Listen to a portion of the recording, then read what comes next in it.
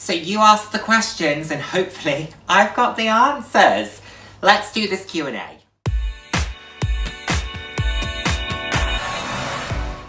Hello, and the warmest of welcome to today's video. For those of you who haven't seen my face before, hi, I'm Nick, glad to have you here. Those who have seen my face before, thank you so much for joining me again. I hope you're enjoying my videos. I put out videos roughly 3 times a week on a range of different topics, anywhere from fashion to slightly more personal topics. So if that sounds like something you'd be interested in, then please do head down, hit subscribe, and turn on the notification bell. I love chatting with you all.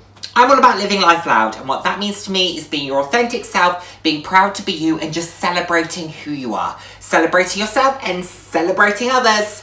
So, I am going to level with you. I am sat in my pajamas currently. It is 3:46 in the afternoon. However, in my defense, I was dressed up. I went and I ran my errands, but I am also wearing slippers because I was wearing heels for about 3.5 hours. And they were 115 millimeters, and I just needed to get them off my feet by the end of the day. You know, walking around in them, I just needed to get them off. So I've gone for slippers, and I hope you don't mind. But I thought, let's be casual. So if you want to be casual, please do so, okay? I'm not going to be spilling tea, but I am going to be drinking my Diet Coke, so, Anyone who knows me really well knows how obsessed I am with Diet Coke. It's like my favourite thing. It's the one thing I have to always have in my fridge. Just can't not have it. So, we're doing a Q&A today, and I want to say a huge thank you to everybody who submitted questions, be them on YouTube or through Instagram. Really interesting, broad range of questions. Cannot wait to answer them, and I'm going to try and do this all in one video. So I'll try and keep my answers as clear and concise as I possibly can, but we all know that I love to waffle, so let's see how we get on. But anyway, let's just dive in. So, I'm going to start with the questions that I received on Instagram. Let's go from there.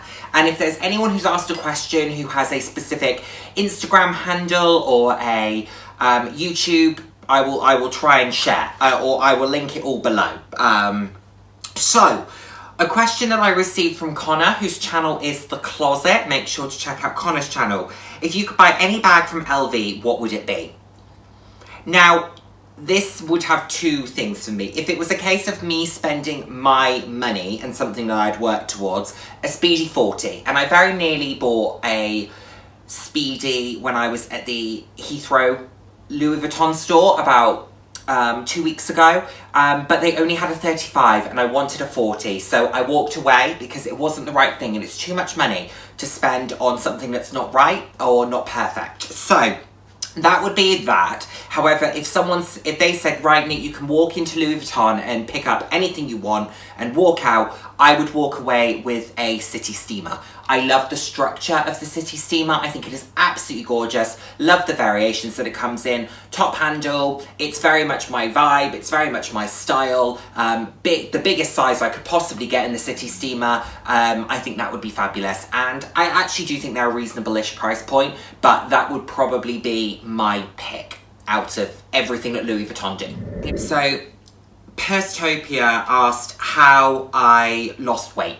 So I've referred to a few times how I was on a journey where I'd recently lost weight and how I'd really been focusing on that. And it wasn't an easy thing to do, actually. And I've yo-yoed. I'm someone who will always have to watch this because you know, I just have to look at something and immediately the calories just seem to embed in me. So I'm always going to have to be quite careful with how I balance food and exercise. But with all honesty, it wasn't about cutting back entirely. It was about adding exercise back into my life. Actually, not back into my life, it was never in my life. It was about adding exercise into my lifestyle and just cutting back a little bit on the things that I used to have. So just having things in moderation. It wasn't about stopping myself having anything. If I wanted to eat at McDonald's, I ate at McDonald's. But I always made sure that if I was going to have McDonald's, I'd been to the gym.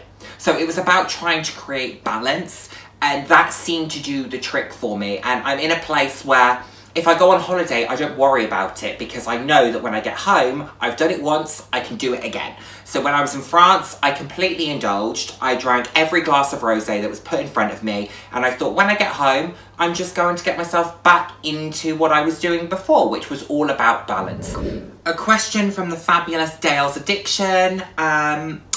What do I look for in YouTube channels that I subscribe to? Number one thing, entertainment. I like to be entertained. I follow a range of different YouTube channels. I don't just follow fashion or luxury. I follow, you know, what's it called? The Toe Bro. I follow Dr. Pimple Popper. I follow Ms. Mojo. You know, What Culture. I like to be entertained. I find myself in a YouTube hole where I'm watching, you know, 10 abandoned mansions. Yeah, and it's 3 a.m. and I'm thinking, how did I get here? But I kind of love the fact that I'm there. I love to just be entertained, whatever that may be. And but then in terms of the channels that I follow that are maybe more people orientated or maybe more on the luxury side, the biggest thing for me is around authenticity.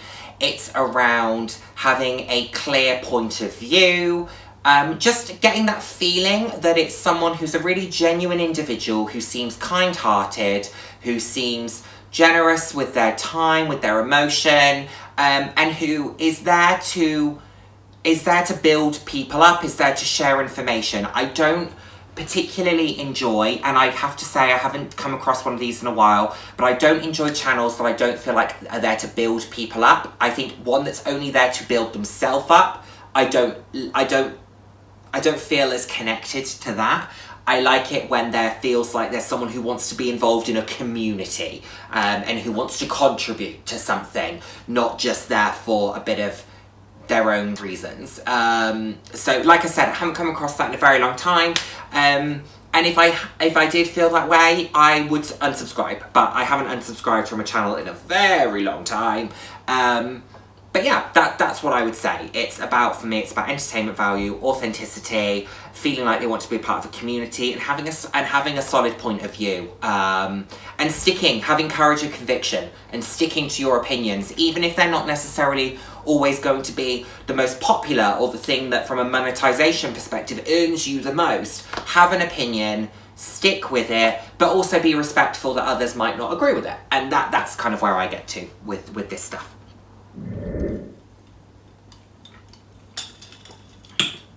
Okay, I was asked, where would I recommend buying pre-loved Longchamp bags? I've never bought a Longchamp bag pre-loved. However, I think a place that I have seen it is you could, of course, look at eBay.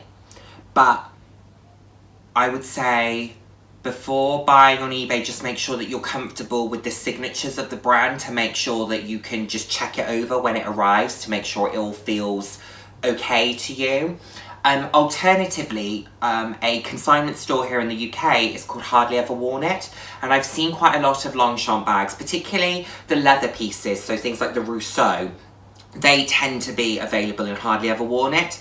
To be honest, I don't recommend buying Longchamp bags pre-loved. I think the price point means that you can buy them either in-store on sale at a really reasonable price or outlet at a really reasonable price. So I've never felt that need to go and buy them pre-loved. But I also think you could probably get them on things like the RealReal. Yeah, RealReal, not Fashion File, I don't think, but maybe kind of consignment stores. But my recommendation would be, if you are looking at current styles, my recommendation would be to either wait for them to go in the sale or to look for them at outlet. That would be my thought. Okay, Emerald City Lux on Instagram asked me, how do I feel about Coach, and are there any on my radar? Coach is a really interesting one because I really enjoy watching content on Coach. I do. I see a lot of, for example, Julie from Agent Bag Reviews, and Caleb from Caleb Snell, and Jane Church, and there's a lot of discussion of Coach, and I absolutely love that. And I love the fact that we're seeing these, what has been traditionally considered more contemporary brands, being brought into that luxury conversation. I love that. And a lot of people have very similar feelings about Coach to how I do about brands like Longchamp. So that's great to see. My feeling on Coach, love watching the content, never felt the need to buy a Coach bag myself. There's never been a style that has really spoken to me that I haven't preferred to go to a different brand. So they have some beautiful items, they have some beautiful styles. I've just never felt that pull to buy one. I don't know if I've ever bought a Coach item. I bought my mum, actually, that's a lie. I bought my mum a Coach tote bag, which she really likes and she uses a lot, so that's great. And that was just quite a simple black leather tote bag. However, there's never been anything that I've looked at and gone, I must buy that myself. If there was one that I was going to buy, I absolutely love Caleb's, it's not a Pride collection piece, but it was of kind of, it was a runway piece, and I cannot remember the name of it, but it's a, is it called the Cashin tote? That's really fun. I really like that. Or I have thought about the Coach pillow tabby, and they did have one when I was in John Lewis a couple of weeks ago.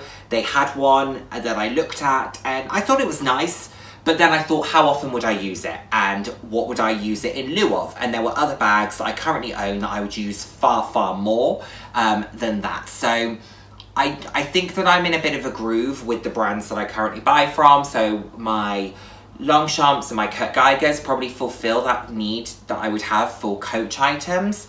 And if I was going to go for another brand that sits within that remit, I'm going to probably buy one from Aspinall opposed to going to Coach. So I'm not writing off the possibility of, if I see something I love, going for it, but I think I would sooner buy from Aspinall and I would sooner buy from Lulu Guinness as well. So it's just, it doesn't speak to me quite as much, but I love watching the content. I enjoy seeing all the unboxings. I enjoy seeing the items, just not got that pull at the moment for me, but that might change. I've said that before and I've gone and bought something from the brand, so that's currently where I'm at. I was asked for a recommendation for someone who's looking to start a channel to connect with like-minded people, not necessarily to just create a following. I would say just go for it. Absolutely go for it. There is an incredible community here on YouTube. Be brave, put on the camera, talk into it. Can't wait to see what content you create. I think go for it. If not now, when? Why not? Why not just give it a go? If it doesn't feel right, if you start doing it and you think, actually, I'm not enjoying this like I wanted to, or I'm not connecting with people like I thought I would, then you can stop. You don't have to keep it going, but I think that once you start, you will absolutely love it. I wanted to create a channel myself from probably about 2018. Never felt I'd never really managed to muster up the courage to do it, and then in 2021, at the start of 2021, I thought, well, if not now, when? Why not just give it a go? Why not see if you connect with people? Why not see if people connect with you? Just go for it. That's what I would say. And just talk about things that you feel passionate about. Have a point of view. Talk about things that you feel passionate about, and I think you'll have an absolute blast doing it. I think you'll love it. So just go for it. Give it a go. That's what I would say. Be brave, be bold, step into it. Love it. I'm going to go over to the YouTube questions that were on my community page, and those are on my laptop, which is to the right of me, so if you see me looking, that's why. The first question, I love this one. How/are you related to Caleb Snell? Caleb and I aren't related, as far as I'm aware. You know, we share a surname, as many people do, but we are not related. But Caleb is a fabulous individual. I am so glad that we have managed to connect through YouTube. A fantastic person. Loved getting to know Caleb.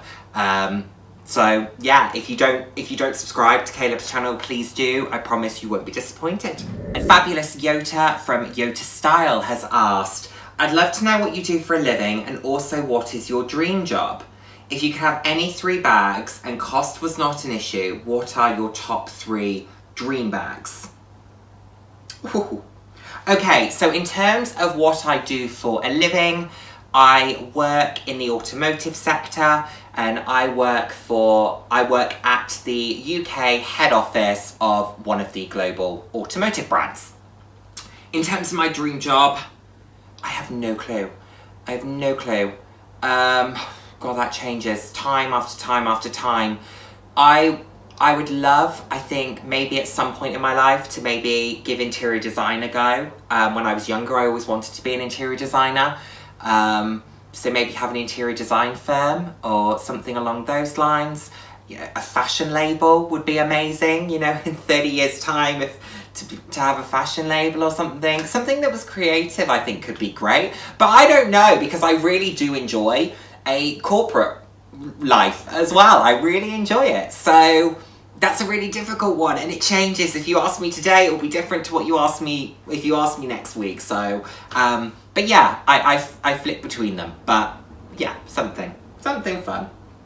If you could have any 3 bags and cost was not an issue, what are your top 3 dream bags? Okay, a Birkin 40 in a exotic skin, preferably crocodile, in hot pink or bright yellow, lime green, bright blue, like a turquoise. I would say that's probably one of my top ones. A large Lady Dior.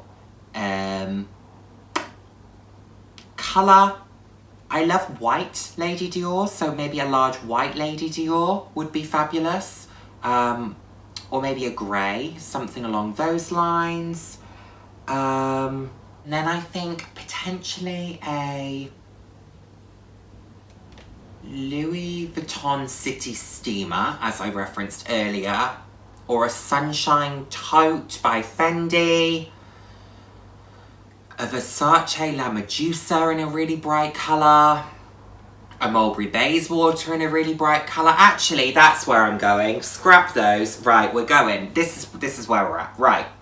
We are going for a Birkin 40 in the crocodile pink. Yeah. We're going for a large Lady Dior, colour to be determined. And then we're going for a Mulberry Bayswater in a really bright colour. I'm actually thinking one of their kind of seasonal pieces, maybe one of the ones that has the kind of colour blocking across it, or one of the ones that has the Mulberry branding across it. Nice and bright, nice and loud, nice and vibrant. In which case, the Lady Dior, I think I would go for either in white, grey or black. So then you've got pink, white, grey, black, whichever one I go for, and then maybe more of a Mulberry monogram type piece. Those are my 3. The fabulous Kaylee Carroll, who has been a real support of my channel, thank you so much, Kaylee, asks, what brand of handbag that you haven't gotten before but you are thinking of getting? What made you start a YouTube channel? Who would you love to collaborate with? And do I see myself staying in England for the foreseeable future? Okay, let's break these down. Brand of handbags that I haven't gotten before but I'm thinking about getting. Moschino. Moschino is where I'm thinking. I have been thinking about buying this chocolate bag that's here, that I just think is really fun, really playful. I love the novelty factor of Moschino. I also think the price points are pretty reasonable. I just love that they're different. I love that you don't see them a huge amount. So yeah, I think Moschino is probably where I'm thinking. If it wasn't Moschino, it would be Christian Louboutin or Sophia Webster.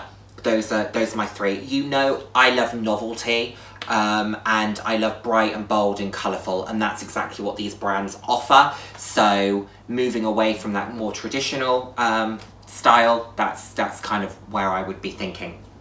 What made me start a YouTube channel? Always wanted to do it, and just thought in 2021, I had a bit of spare time, and I thought, if I'm not going to do it now, when am I going to do it? Just put your best foot forward, give it a go, and hopefully it works out. And I've absolutely loved the journey ever since. I've met some incredible people. Who would I love to collaborate with? Oh, so many people, so many people. Having the opportunity to collab with Yota was amazing. I've loved Yota's channel for a long time.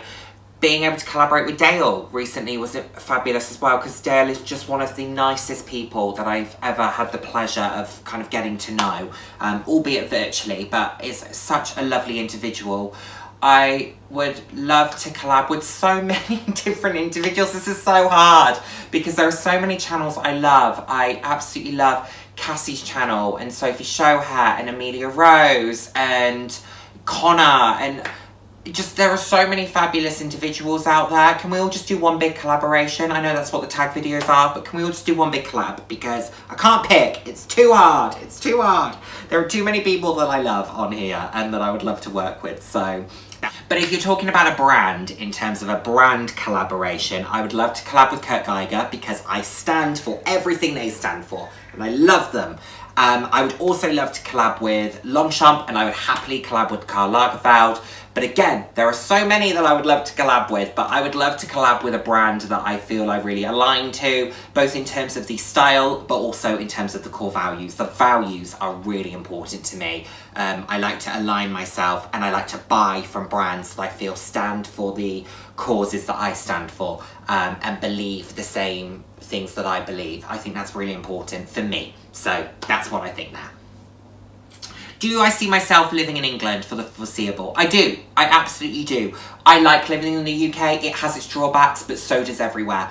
I really do like living in the UK. I love having the opportunity to travel and to go to incredible places and to experience culture. I think it's a fabulous thing. I think being able to travel and experience culture is one of the greatest gifts that you can have.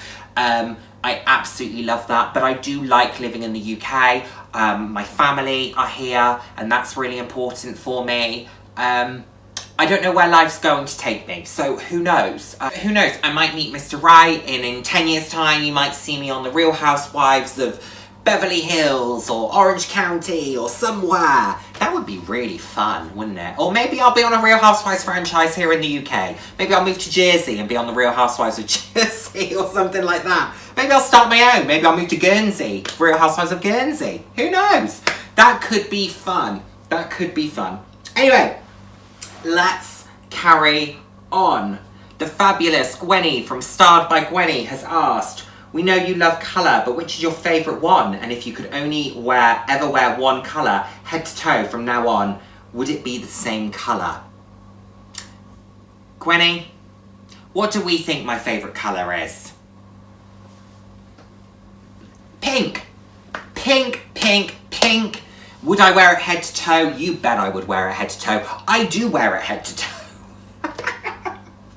I do wear pink head to toe, unashamedly so. I own so many pink shoes, I own pink suits, I own pink jackets. I just love it. I just adore it. Yeah. It's a colour that when I was younger, I never felt confident enough to wear. And since I've really come into my own style and my own confidence, I just love it, and I wear it unashamedly, unapologetically, and you know what, I love it and other people love it as well. So pink, pink, pink. All things pink. Now, I will get on to Tor's questions in a little bit, but Tor had taken Caleb's question, so I'm going to ask Caleb's second question, which was, you've shared your car before, but what is your absolute dream car? Ooh, dream car. So, if I could only have one, I love convertibles. I love convertibles. And I would love the new AMG Mercedes SL that's been released. But I would love to customize it. I would love it to be black, and I would love to have a hot pink fabric roof with white leather seats with a pink NS emblem in the seats. Very extra, but very me. Are we surprised? I don't know that we are. But that is what I would drive. And I just have this vision of, you know, getting out of that car at a fancy restaurant, handing the keys over, swiveling myself out, your pink stiletto coming out first, pink faux fur, boom, he's here, he's working it, let's get it. That's what I would drive, would be that customized AMG SL. Beautiful, I'd love it. So, Demetra Falto has asked, do you purchase your bags on impulse or do you research and think much before you decide to add a bag to your collection? What bags do you have or would you like to have that are impulse buy worthy? So, I do buy on impulse, but I buy on impulse within a certain confine because I know what I can afford and that really dictates it. There are things that I would love to buy, and let's take when I go to Bicester Village. I could buy 50 times more than I do when I go there. I just can't afford it. So I could walk into Fendi, I could walk into Prada and Gucci and walk out with 10 bags if I had the budget to do so. I just don't have the budget to do it. So I do buy on impulse, but knowing that I've gone to, let's say, a store with a certain budget in mind, and whatever I happen to pick up and love, I'll go with that. I also know what works for me. So as an example, I know, having bought a Mulberry Bayswater before, having now owned 2, if I saw one in hot pink, bright yellow, bright green, bright blue, I would happily buy it without thinking about it. As long as I could afford it, I would happily buy it without thinking about it, because I know that it works for me. I know that I would use it, and I know that I would love it. I do sometimes give certain bags consideration, so I considered that Gucci bag that I bought that didn't work out for me. And actually, funnily enough, that was one of the least impulsive purchases I've ever made, and it was the one that I don't regret it because I returned it, but I just don't know why I bought it. It didn't work for me. It was never going to work for me, but I thought it might. So, you know, considering it isn't always the best thing. Are there any bags that are impulse worthy? Oh, so many. So many. And as long as I had the budget to be able to do it, I would say yes. The things, though, that I think will be most impulse-worthy for me are things like very seasonal Kurt Geiger XXL flaps, Mulberry Bayswaters, Longchamp Les Pliages styles, Longchamp Rousseau styles, because I know that they work for me, so I can buy them kind of like that, knowing that if I can afford it, it will work for me in any capacity. So that's probably where I'd go with that. The fabulous Jane Church has asked, what's the most impractical luxury item that you own and still absolutely love? Let's see if it's in here. This is an item that I think is mega impractical because I never use it and I never will, and I think it's very delicate, but I love it for a specific reason. It is this. This is a beautiful Cartier pen with gold and a gemstone, and I believe that the nib is also gold. I mean, it's beautiful, it's stunning, it's Cartier, how could it not be fabulous? But it is impractical, it is delicate, it is difficult to use. I loathe writing in a fountain pen. I use ballpoints, and I use cheap ballpoints at that. I use, like, this is my pen that I write in the most. It is a Bic Crystal 1.6mm in pink. That is my favourite pen to write in, you know? And I have Cartier, I have multiple Swarovski pens, and I choose to write using a Bic. But you know, that's life. Why do I love it though? I love it because my parents bought it for me. It was my 18th birthday present, and it's beautiful, and they knew that. So my dad and my brother have Mont Blanc. They knew that Mont Blanc just wasn't my vibe. They knew that I was probably a bit bougier than that, and I would want something that was a little bit different. So they went to Cartier and bought it from Cartier, and that just demonstrates how at 18 they knew who they were dealing with, and that is a beautiful, beautiful item. I don't use it. I've probably used it 3 times. I've used it to sign really important documents that kind of commemorate certain points in my life, so I've used it for those reasons, but in terms of practicality, it's not a practical one. Another one that I would say is impractical because I don't use it and it's worth a lot is my Burberry trench. I've used it on a handful of occasions. I referenced this in the collaboration that I did with Dale. I don't use that coat, and it's worth a lot of money, and I have a really beautiful version of it because I had this stunning ice blue that I've never seen anybody else with, so I'm very lucky to own that, but in terms of cost per wear, it was an awful purchase because I've used it less than 5 times and it's an expensive item, so yeah, that's not a great one, but I love the look of it, I just don't love the look of it on me. I think I would love the look of it on someone else, but I don't want to let it go, so there we are, that's that. Few more, just a few more. Would I be willing to share a beauty video, you know, favourite skincare fragrance, doesn't have to be monthly, maybe seasonal. Yes, I would absolutely be happy to do that. However, I don't think that my beauty regime is anything to recommend. I really, really don't. But I can absolutely share what I do, what I use, and the fragrances, etc. that I love. So it would be quite a short video because I don't use many products. And most people who are very into skincare and beauty will probably be watching the video going, oh my word, what are you doing? Stop, stop! But it works for me, and that's all that matters. But yes, I would happily share that. Mary from the channel Lumi Level Up has asked, do I remember my very first handbag, and if so, what kind of bag was it? So my first bag, I would say, I'm sure I owned rucksacks and things as a kid, you know, and as school bags, you know, Adidas rucksacks and stuff.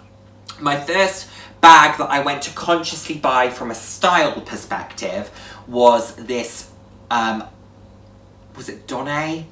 Like messenger bag that within a week the logo fell off. So I returned that and I went and bought a Fred Perry messenger bag that I loved. I used that for so long. I used it for like 2 or 3 years. And it was about £45 at the time. I bought it from House of Fraser. And I absolutely loved it. I then moved into a new one. Went from the navy blue into the kind of brighter blue. And then from there, I then purchased my Osprey laptop case because I wanted something that was a bit more sophisticated. I'd started working in a corporate environment at that point, and my blue Fred Perry bag just wasn't cutting it any longer. But it's nostalgic for me. I actually still own the bright blue one.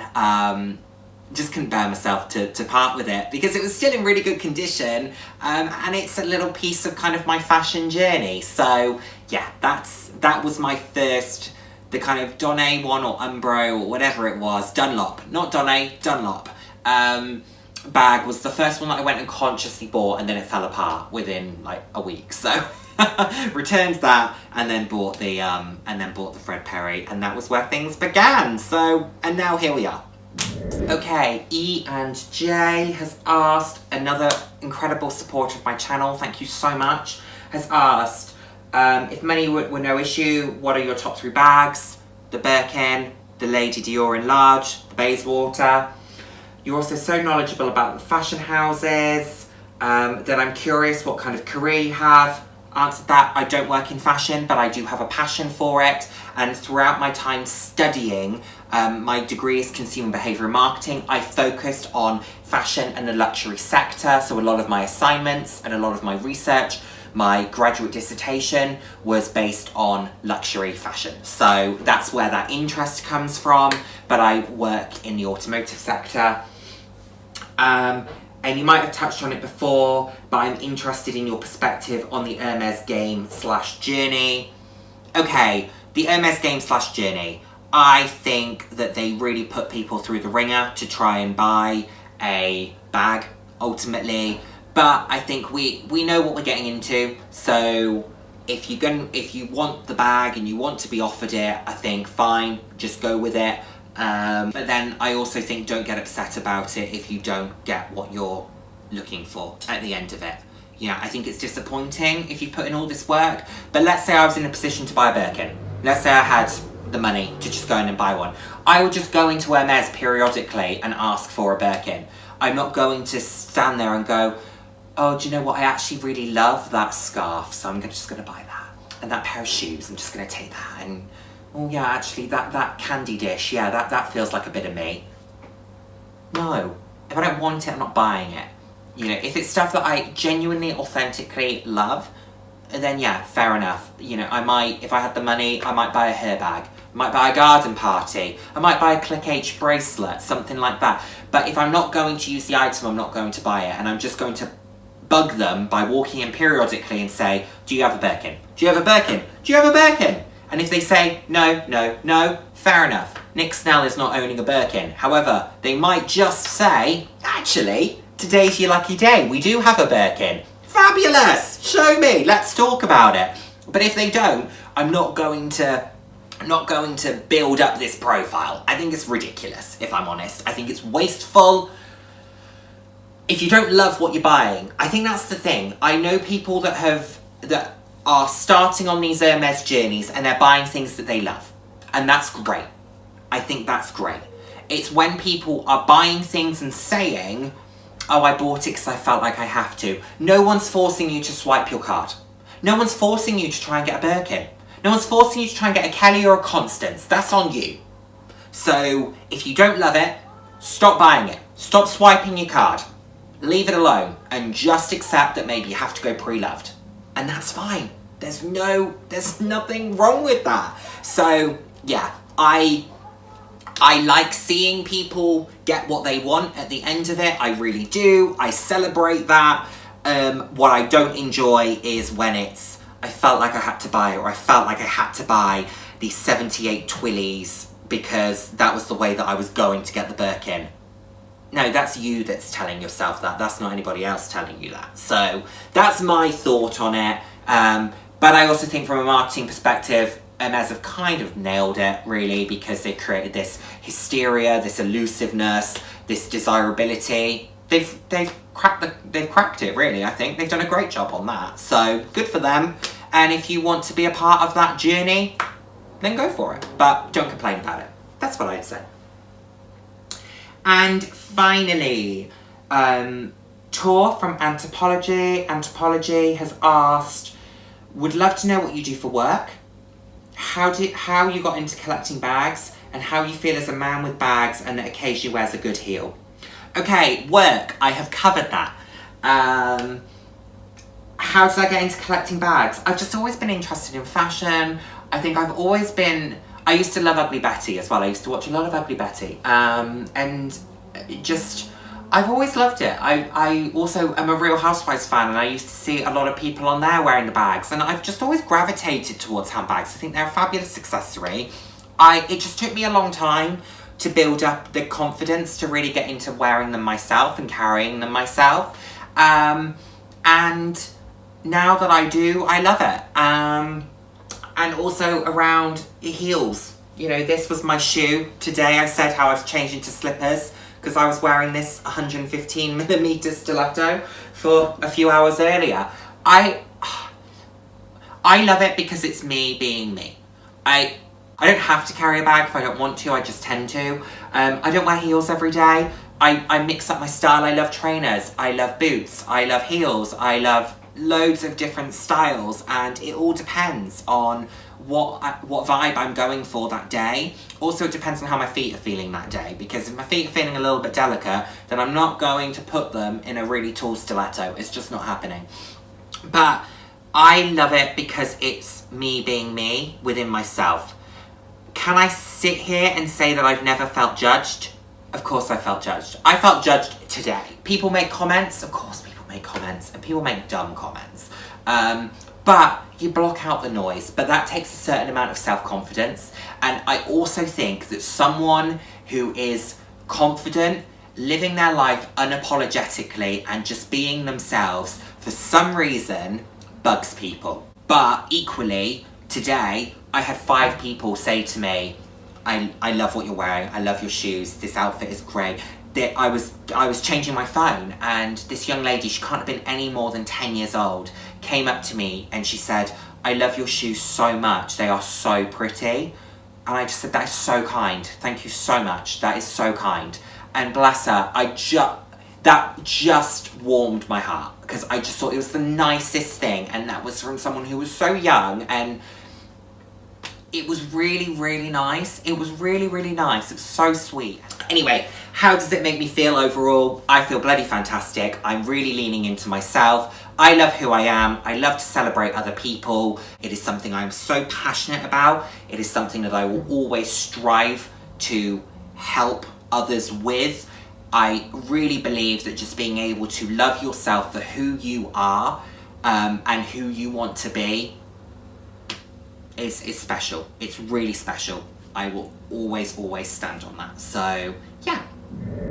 So there we have it, everyone. Those are my responses. Let me know what you thought of this Q&A. I've really enjoyed it. Thank you so much to everybody who submitted a question. I will do another one of these in a period of time. So for anyone who didn't submit a question and would have liked to, there will be another chance to do so. But I've loved the variation of questions. I hope that you've enjoyed my answers, and I cannot wait to see you all in my next video. Take care, everyone. Bye now. Mwah.